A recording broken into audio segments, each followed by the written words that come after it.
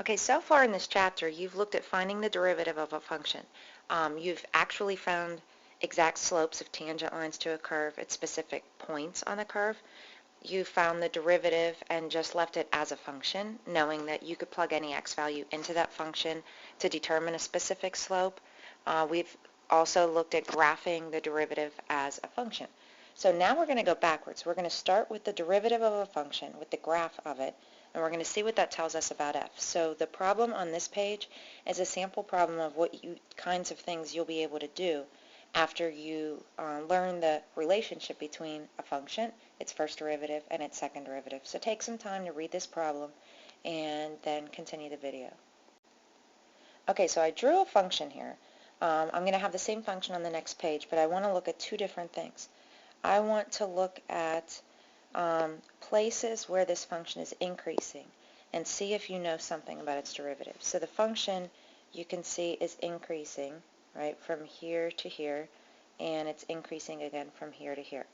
So let me draw some slopes of tangent lines. Here are some tiny little tangent lines on here while the function is increasing, or at x values where the function is increasing. All right, now let me draw in a different color places where the function is decreasing. Okay, now picture, this function disappearing. And just look at the slopes of the orange lines and the slopes of the green lines and see if you could figure out what's similar about all the orange slopes and what is similar about all the green slopes. Okay, pause this video until you can figure it out yourself. All right, so hopefully what you came up with was that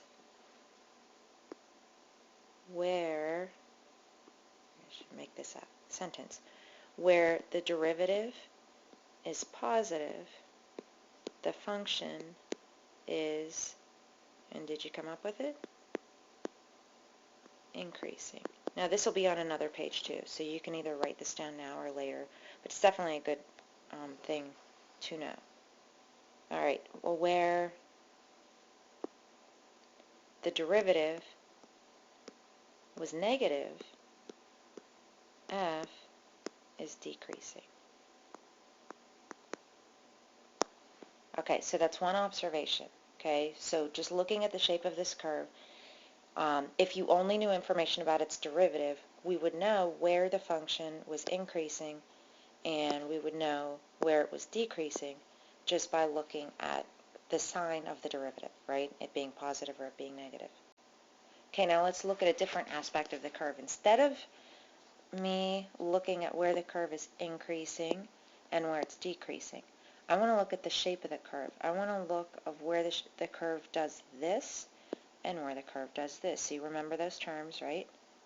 Okay, right, that's the concavity. So let me draw some tangent lines again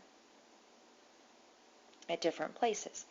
So let's see these tangent lines. Where the graph is concave down, I want you to see what's going on with the slopes. And then where the graph is concave up, I want you to see what is going on with the slopes. Okay, this one might be a little harder, so let's sort of attach some values. Okay, let's say right here that because this is a little bit steep, maybe I think that over there that slope is, I don't know, let me guess it at a 5. Okay, and then maybe right here I think the slope is a 2. And then maybe right here I think the slope is, I don't know, 1/5. And you know the slope right here is 0. I'm not going to write it, but you know that slope is 0. Over here, maybe this slope is a -4/5. I mean, I'm just making up, any kind of slopes that seem like they would be reasonable. Over here, maybe the slope is -7. So what is going on with those numbers? Now let me make some up over here. Maybe this is only -5, and then maybe the slope right here is a -2/3, and then you know the slope here is 0, and then the slope over here is maybe +2/3, and so on, right? So my slope here is 1, my slope here is, I don't know, 4. So what is going on with these numbers as we move along that part of the curve where it's concave down versus these numbers? And pause as long as you need to try to come up with that answer yourself. Then come back and see if you were right.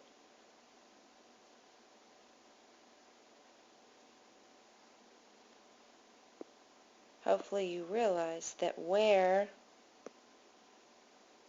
f prime, let's talk about the slopes.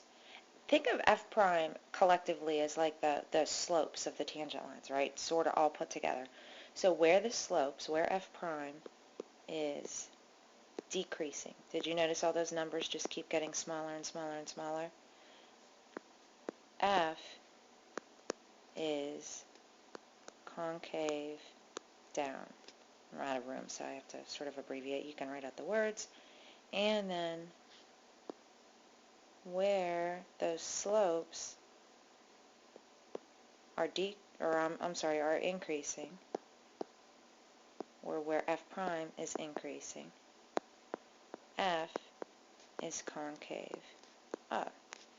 Now, what you're going to see on the next, well, pretty soon, in 2 more slides, is a nice little brief description of just where f is increasing, where it's decreasing, where it's concave up, where it's concave down, but only looking at signs of things, only looking at where they're positive or negative. So one thing that I want you to concentrate on is just the first parts of these, okay, where f prime is increasing or where f prime is decreasing. If you think about the previous page, the previous slide, we knew that where f is increasing, f prime was positive, right? So let's just do something really, really simple. Let's put a prime here. Well, if I put a prime here, then that means I need that function's derivative, which would be the second derivative. So where f prime is increasing, f double prime is positive. Well, we also know where f prime is increasing, f is concave down. So put these two together. Where f prime is increasing, oh, so I read the wrong sentence, sorry. Where f prime is increasing, f is concave up. That means f is concave up where f prime is greater than 0. Again, that's going to be in 2 pages, okay? Let's do the other statement as well, where f prime is decreasing, f double prime,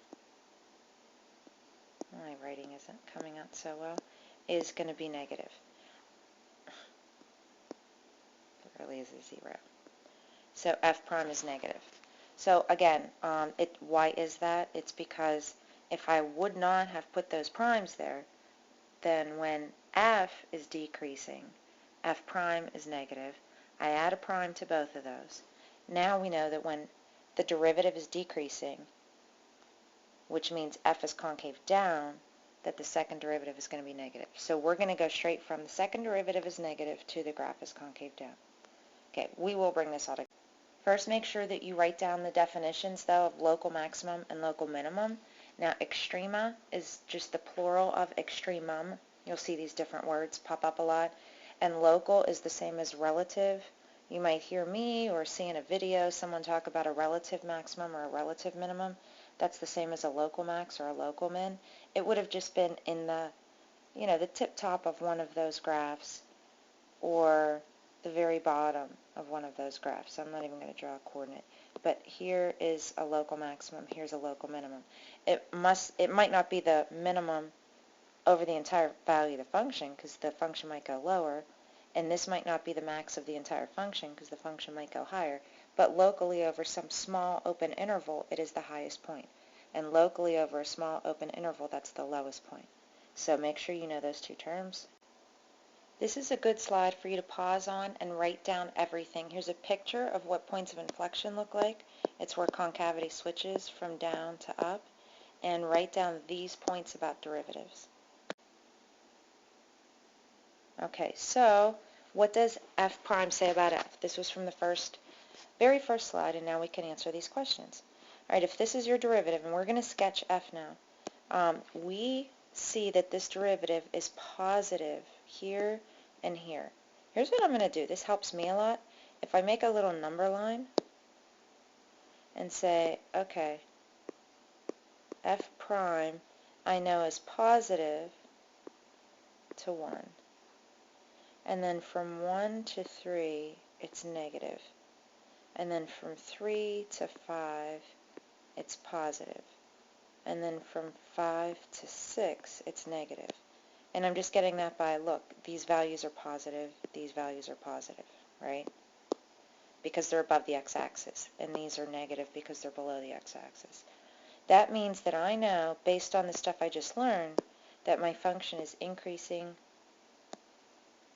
and then decreasing and then increasing and then decreasing. My regular f that I'm going to draw, my original function. Alright, so let's make another number line for f double prime. Okay, remember f double prime, and now I am going to use that in between step because I'm looking at f prime, where this is decreasing, I'll start with because that's where it is. Where this was decreasing, my second derivative is negative. So my second derivative is negative from 0 to 2. And then my second derivative will be positive from 2 to 4 because that's where this derivative is increasing. And then this derivative is decreasing from 4 to 6. So that's where it's negative. And I probably should have started both of these at 0, okay, because that's the only place the function's defined. So what does that mean as far as f goes? As far as f goes, because my second derivative is negative, that means my f was concave down here and here, and it's concave up here. So we're going to do the one thing that they told us as far as like a known point. We know that f of 0 is 0. And now we're going to put everything else together. It says sketch a possible graph of f. So that means then I want to increase to 1, and then I want this to be a local maximum, right? Because it increases and then decreases. Then I'm going to decrease till 3, so 3 is going to be a local minimum, because that's where it's going to go from down to up. And then 5 is going to be another maximum, because that's where it goes from increasing to decreasing.